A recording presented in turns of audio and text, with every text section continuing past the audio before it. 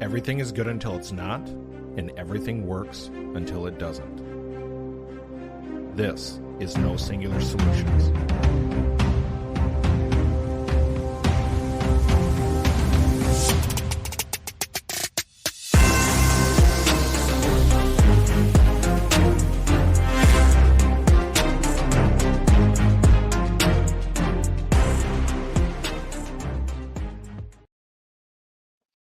Welcome to the No Singular Solutions podcast. This is Joshua Hoyt, and I believe that no matter what you've been through, you can still achieve greatness and help others along the way.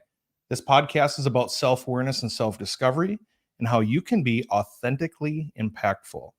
Don't forget, the best way to support our podcast is to follow, download, do rates and reviews on Apple Podcasts. Questions can be submitted to nosingular-solutions.com/podcast. for our feedback on Five's episodes. That's where we take listener questions and we turn them into episode topics. Today's episode is on obsession. And joining me is Mr. Michael Janik. Welcome to the show. Thank you. I'm glad to be here. Thanks for coming. We recently connected, I would say in the last month or so. We connected on LinkedIn, and then we've crossed paths at a few chamber events. Yep. And I was eager to learn a little bit about you and your business. And why don't you tell our listeners a little bit more about who you are and what you do? Yeah. So my name is Michael Janik. I live in Burnsville, Minnesota. I recently quit my six-figure salary job working as an aircraft mechanic to start my own business, which is a pretty radical, crazy move, but I'm glad I did it. I spent the last 8 years of my life working as an aircraft mechanic. Did it ever since I was 19 years old.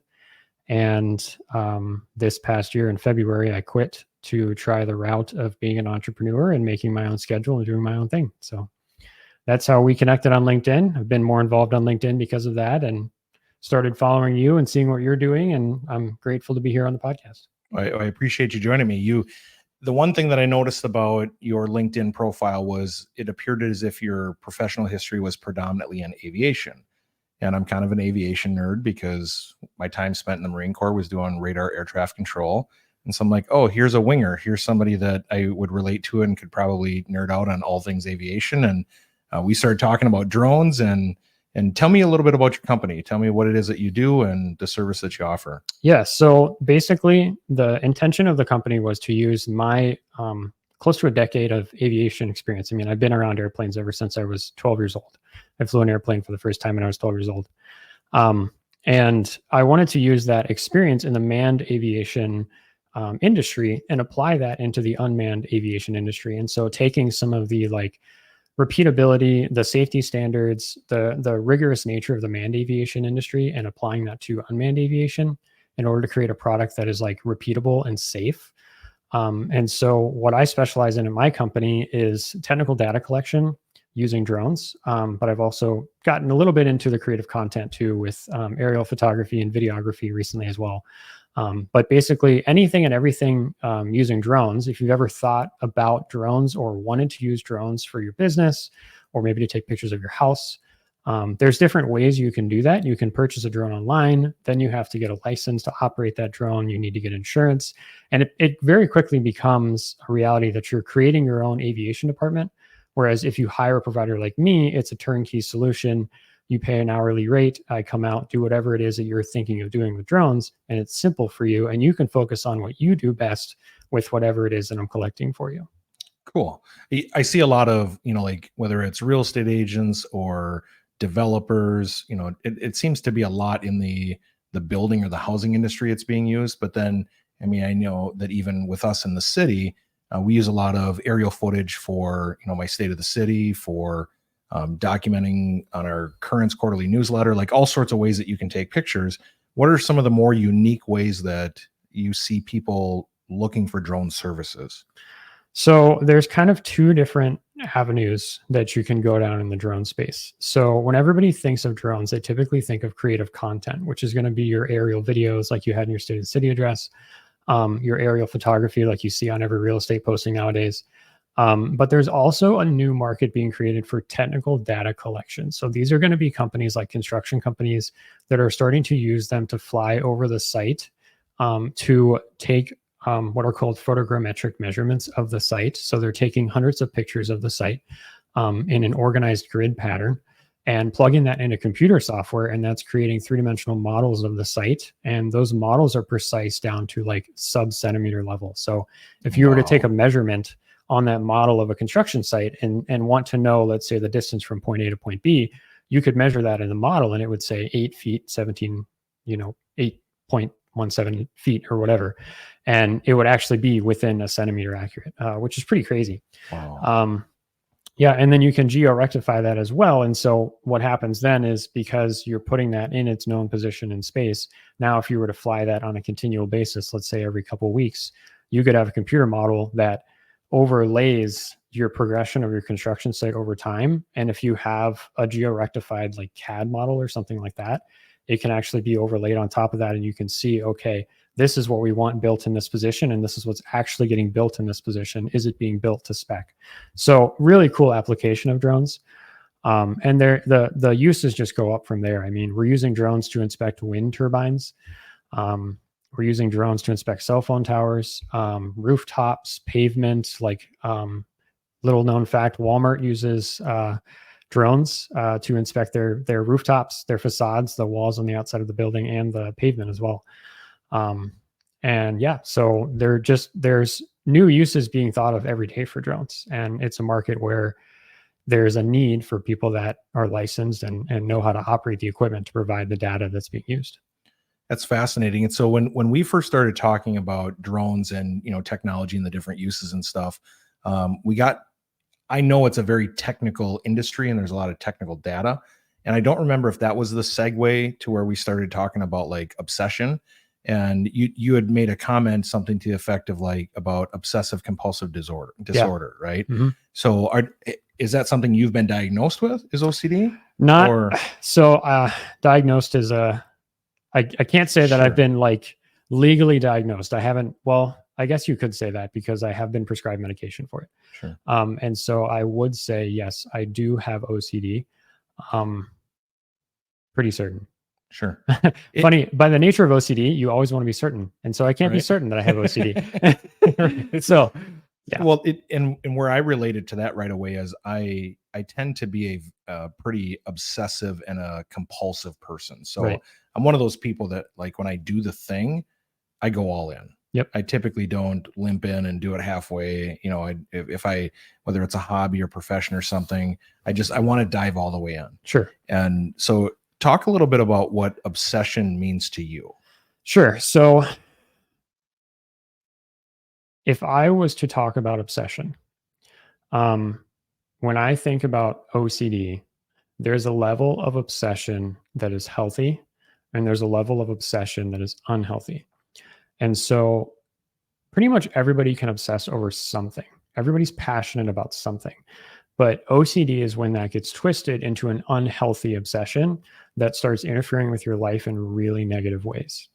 And so a lot of people will say things just kind of like half-heartedly and say things like, oh, I have OCD about organizing things on the table. And the way that I like to describe that, because there's a lot of misconceptions about OCD. You might be a perfectionist, or you might be an orderly person if you like to have things neat on your coffee table for when guests come over, and it's just something that you like to do. You might have OCD, or you might, if you want to know what it's like inside of the brain of an OCD person, if you have OCD, you believe that if your desk is not organized perfectly, you and everyone you love is going to die. That's the kind of anxiety that is inside the brain of an OCD person. And it might not always be that black and white. It might just be an uneasy feeling, something like I like to describe like a tiger is chasing you. And just kind of like this heart racing, uneasy feeling that something you're going to do is going to jeopardize something that you really, really love. So like for me, that surfaced when I was an aircraft mechanic. So I said that I have been around aviation ever since I was 12 years old. I always wanted to be around airplanes. My dream when I was a kid was to work for Delta Airlines. And I worked my way into aviation. And the thing about OCD is that most people live with OCD without realizing it. I was looking at a stat today that most people live with OCD before it's properly treated for 14 to 17 years. Oh, wow. Yeah. And it's a debilitating mental disease. I don't know if that's the right word, but it's an OCD is a classification of anxiety. mental illness by the National Association of Mental Illness. So, yep. So OCD affects people for 14 to 17 years because a lot of people like me, they live with it and they think, well, everybody has these kinds of thoughts. Everybody has like nervous thoughts. And we're also really good at hiding them. And when things kick it into overdrive, typically then it will get to a point where you're like, okay, wait a minute, I need to seek help. And so I started noticing this surfacing when I was an aircraft mechanic, and I would tighten a bolt once. And then immediately when I stopped, I would be anxious that I didn't do that properly. And so I'd have to tighten it again and again and again and again. And it creates this loop in your head. And what's funny about repetitive actions is the more you do something, actually, the less certain you become. Right. And so there's this lie in your head with OCD that if I do this again, I can get to a point where this is perfect, where this is done perfectly and it feels just right. And I'm always chasing that feeling of things being just right. And sometimes that can be great. That can be harnessed to do really amazing, awesome things. Like I think some of the artists in history that we've like been amazed by, I would guess, maybe had a little bit of OCD because they wanted things to be just perfectly and they couldn't rest until it was just perfect. And so for me with that got to a point where every day when I went into work, I was constantly faced with this anxiety and it was slowing me down. It was really hindering me. And so I went and I started doing some research on OCD. And you know, you have OCD when you read the description and it hits you like a train. It's like, oh, shoot, not everybody feels this way. Like this condition is black and white for sure what I have when you read it. If you read it and you're like, oh, I'm not really sure, you probably don't have OCD.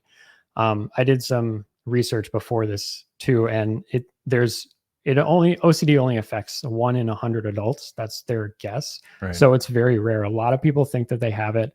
A lot of people think they have OCD tendencies. We're all a little bit obsessive. We're all a little bit perfectionist. We all care about certain things, but OCD is when it affects your life in a negative sense and you can't get out of your loops. And so I would say, what does obsession mean to me? Obsession in a healthy sense means maybe being passionate about something and doing something well.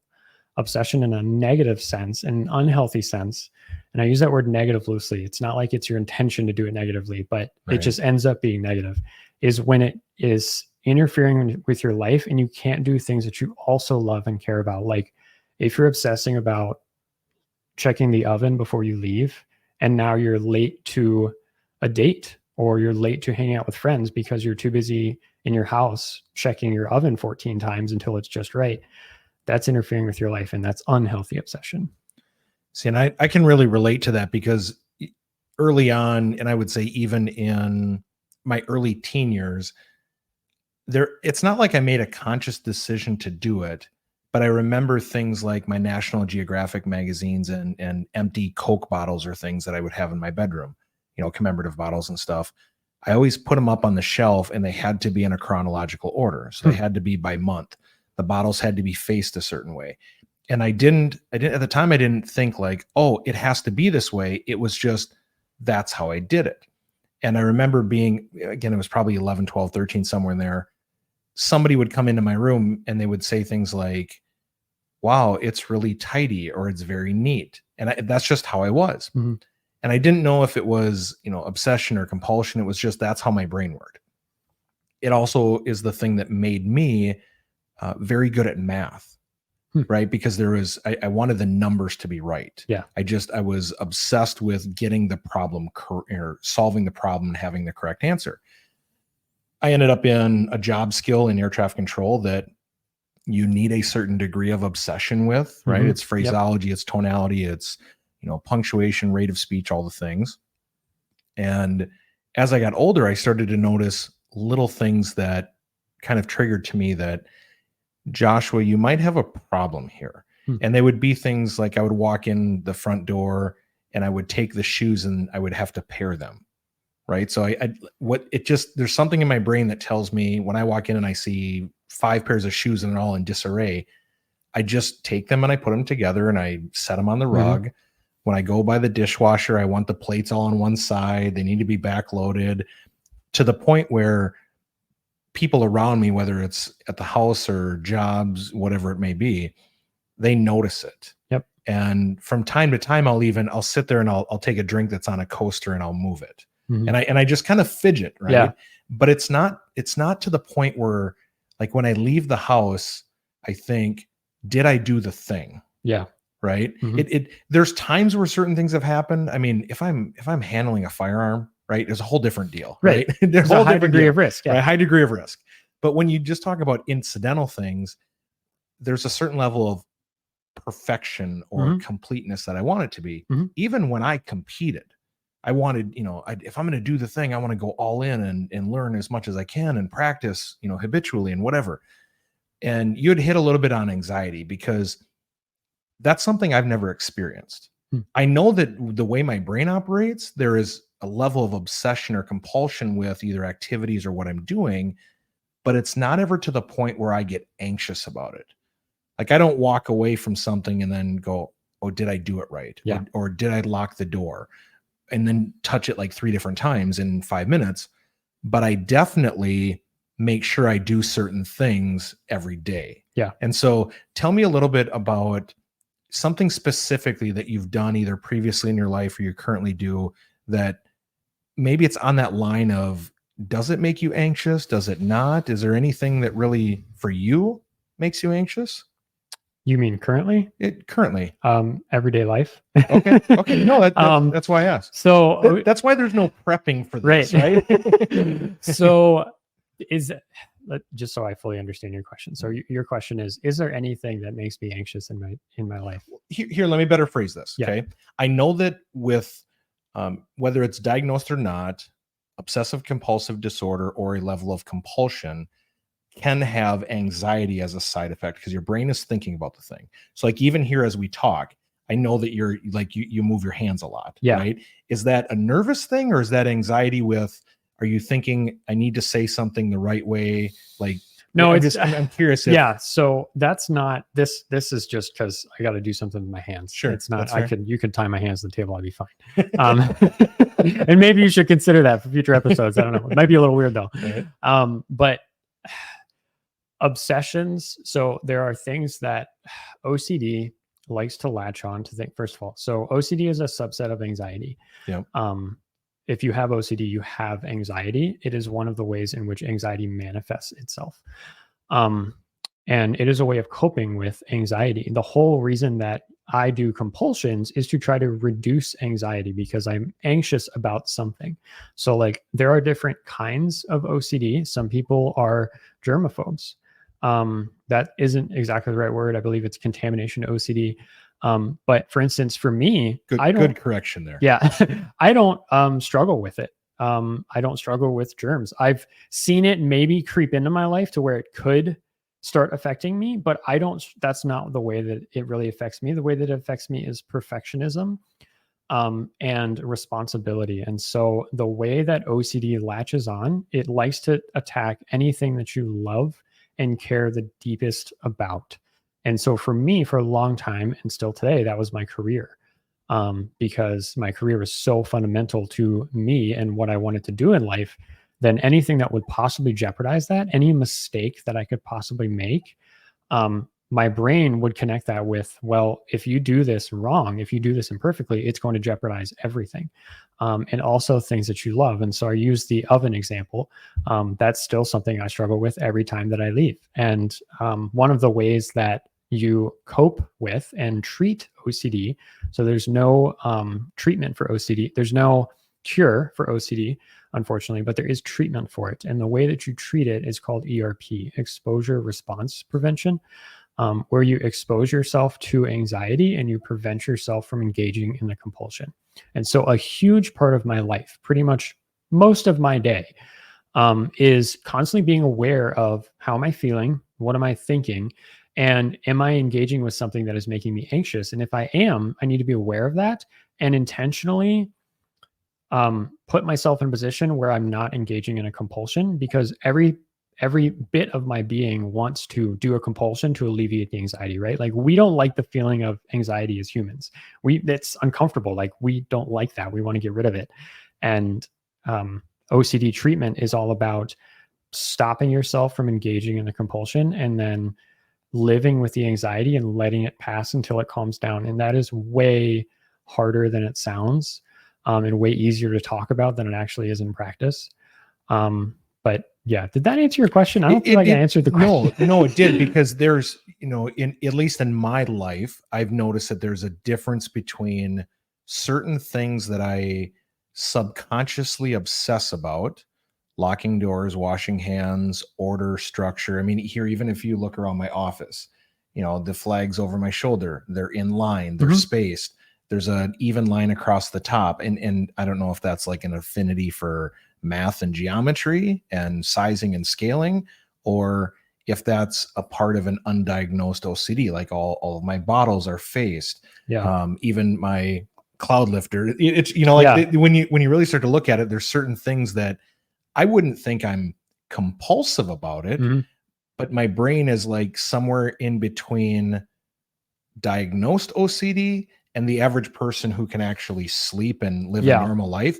But I don't experience anxiety. Yeah. I cannot think of a time where I left the house and I went, did I do it? Did I do it? I had to turn around and fix the thing. Yep. Right. But like on my key ring, all my keys are in size from big to small. Yeah. And it's stupid weird. What it sounds like to me. So the way that you're describing it now, I'm not a therapist or a counselor or a doctor. Neither of us are. Right.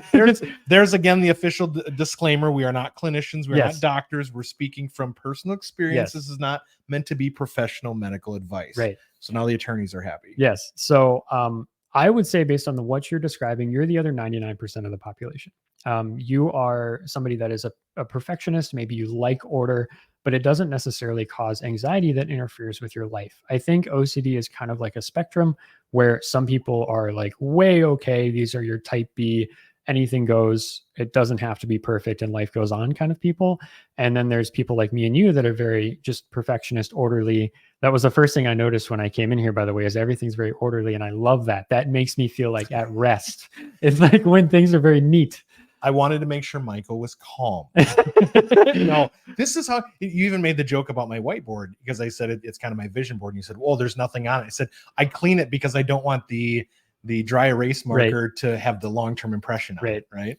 So, so based on what you've said about not having anxiety when you don't engage in your compulsions, I would say that's not OCD. If any of your listeners are curious, like if you're thinking, hey, maybe I have OCD, maybe I don't, you can go on the IOCDF website. It's the International OCD Foundation. I think it's iocdf.org, but they have a lot of amazing information on there because there's so much misinformation about OCD, and it's a whole organization that's dedicated to just, this is what OCD is, and this is when you should maybe seek out help to see if you actually have this condition or if you're just kind of a perfectionist person. So, okay, so I know you're not a professional, but I'm going to give you an example because this is in real time. Sure. Okay. I have 2 bracelets on my left wrist. Okay. And like right now, this drives me nuts. That they're not aligned? No, that they're not. So this is the bottom of them, right? I have to rotate them because there's 3 skulls. There's a skull in the top one, and it has to sit between the bottom 2. So probably 50 times a day, I am adjusting my bracelet and I'm doing this. Sure. Right.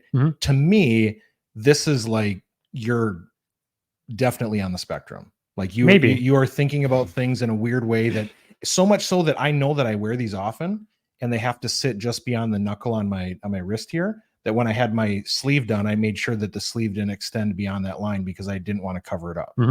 And to me, that's like, dude, you're a little bit out there. I appreciate that. Let me ask you a question. If you rotate that, if you don't mind. Yeah, no.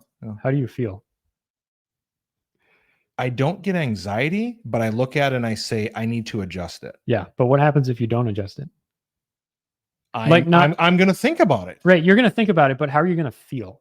Are you going to feel uneasy? Is your chest going to get tight? Are you going to feel like something bad is going to happen? Or maybe not even like logically in your brain, X, Y, or Z is going to happen, but just like there's this uneasy, there's an uneasy feeling. Okay. So like, even when you did that, I was paying attention to this now. When you did that, I felt like if I had a blood pressure monitor on or something, or heart rate monitor, it definitely went up. Yeah. But it's not like a fight or flight, like but there is some level of, I need to adjust it and fix it. Yeah. So again, not a clinician, yeah. but I would say maybe you're kind of like on the spectrum. Maybe you're closer to OCD tendencies, but again, I wouldn't say that you have OCD because it isn't affiliated with that anxiety. Now, for some people, I feel like it's clear and it's black and white. And like people that really struggle with leaving the house because they have to engage in a ritual of compulsions that take hours and hours. That's like, okay, that's something that I can say black and white is very simple and it's probably OCD. But for something like that, it's like, if we sit here and talk about it, I could probably maybe convince you that you have 18 different medical things. That's fair. That's fair. So I don't want you to overthink it. I'm not here, and my listeners, those that listen to this that know me, right? Because the guy that's on the air or on the podcast is the same guy that shows up. They're all sitting there laughing right now, going, he's got OCD and he doesn't realize it. They're like, you might. They're like, dude, we know you well enough to know that you're a little over the edge with a few things. And now anytime I go somewhere, people are going to be like watching, am I rotating my cup? Am I mixing a certain number of times? Do I face things? Yeah. Like I feel like I'm right on that line because I'm aware enough about it and I have to think about it, or I shouldn't say I have to think about it. I think about it, but it doesn't prohibit me from moving forward. But I do feel something like I have to, it's part of why I wear bracelets. And I don't know, it's not like a security thing, but it's just like I always have to be kind of doing that. Yeah. So, I mean, like I said, I think you might be somewhere on the spectrum and maybe even you do have diagnosable OCD, but I can't obviously say that because I don't know. I'm not a professional. Right. Yeah. And that brings up another good point is when other people interact with people that maybe you think your friend has OCD, or maybe your friend has OCD. How should you respond? So I would say number one, the biggest thing that is trying to be taught in the OCD community is do not reassure your friends. And what I mean by that is like if your spouse is constantly asking you for reassurance, my wife can attest to this, the worst thing that you can do for them is the very thing that you wish you could do, which is answer their reassurances. And so give me an example. Like if I obsess with, is the garage door closed? Right. What you're saying is my significant other, my roommate, whoever should not tell me the garage door is shut. It's okay. Well, if your significant other knows that you have OCD and knows that every time you leave the house, you constantly ask, is the garage door shut? I'm not sure. I have to turn around the car and we've already turned around the car 3 times and checked, but I'm just not sure. The way that your significant other or your friend should respond is, I don't know if you locked the garage door, but let's sit with that and let's be okay, because maybe you did forget to close the garage door, but that's okay. We have to live with that uncertainty in life because you cannot be 100% certain about everything. And we have to move on with life and engage that uncertainty and live with that. And so the way that spouses should respond is not engaging in the reassurance. And trying to help their spouse by like telling them, yeah, it's fine. I saw you close the garage door. It's literally my wife sometimes will just kind of like shrug her shoulders and say, I don't know. I can't tell you. And I have to sit there in my own, what I've learned in therapy from my therapist and what I've learned in coping with it and work through that anxiety myself. And sometimes it does result in turning around and checking the garage door. And sometimes it's the success of, not engaging in the compulsion and moving on with life and living with the uncertainty, which is a part of life. The other thing I wanted to mention is, and this is just kind of goes for general kindness. Don't make fun of people for OCD. I think that that's something that people can sometimes tease people about. And I don't mean to say that I have thin skin and I'm some snowflake millennial, but just like be careful about the things you tease people about. If you notice that your friends are like really particular about things, be careful about what you might make fun of them or what you might even like force them to engage with. Like there's a certain level of friendship where that's okay, and maybe work that out like on your own like level. Jabbing, right? Like jabbing. You know what I mean? Yeah, I know what you're saying. Like when you rolled up into my driveway today, the first thing I said was, that you have a running light that's out. And you're like, yeah, oh yeah, I know. Yes. I knew you knew, but I had to ask. Yes. And by the way, that is in itself a version of ERP for me, because every time I see that in a reflection, I want to fix it. I am a mechanic with a headlight that doesn't work and I want to fix it. But it's a recall on the Mazdas. It's a long story. But so that's the disclaimer for local law enforcement. If Michael Janik gets pulled over on the way home today, it's a recall item. this won't be aired by then, but we're fine. We got Yes. to pass, right? Yes, it's a daytime running light. So Daytime it's running fine. lights. I like it. So let's you started to get a little bit into, you know, we always want our listeners to have a takeaway, right? It's not Mhm. just about sharing experiences, but again, not as clinicians or doctors and not medical professionals, but we do want to, from our experience, we want to give them some takeaways for anyone that listens to this that says, I may have some level of an obsession or a compulsive disorder. I haven't been diagnosed, but I'm looking from your experience on tips or tricks, insight onto how I can maybe not let it control my life so much. So, as you think about two different scenarios, you have both work and personal, right? You've got your career and the hyperfixation on certain things, but then you'll have personal relationships and you have how you interact with people. What key takeaways would you want to give to our listeners to say, if you think you might have an obsession or a compulsion, but you don't feel like you want to go talk to a medical health professional, what are some things that through your therapy can help in either of those scenarios? Yeah, so it's kind of a hard question to answer because I would always recommend, if you are uncertain that you have OCD and you go on the IOCDF website and maybe you read about it and you go, yeah, this kind of sounds like something I might have. The first thing I would encourage you to do is find a therapist that understands OCD, because there are therapists and counselors that know about OCD, and there are some that don't as much. And unfortunately, the way that you treat OCD is very unique. And it is different than the way that we would treat other mental health conditions. And sometimes the wrong treatment can actually make OCD worse. And so I would caution your listeners to carefully analyze themselves and think, am I at a point where I need to seek out a medical health professional and seek their advice on whether or not I have a level of OCD. Now, if you're kind of on the level of, I don't want to seek out a provider, or I don't think I need to, maybe you're in kind of closer to where you are.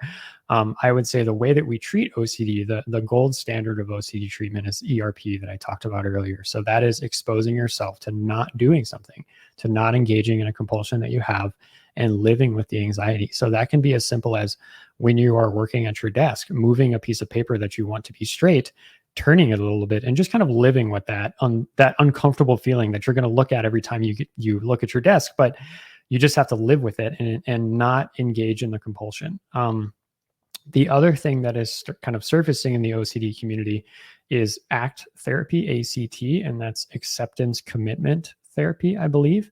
And basically what that comes down to is coming up with a list of your personal values. And maybe this is something that you could have a whole nother episode of your podcast on, but what are the values that you hold near and dear to your heart that you think define you?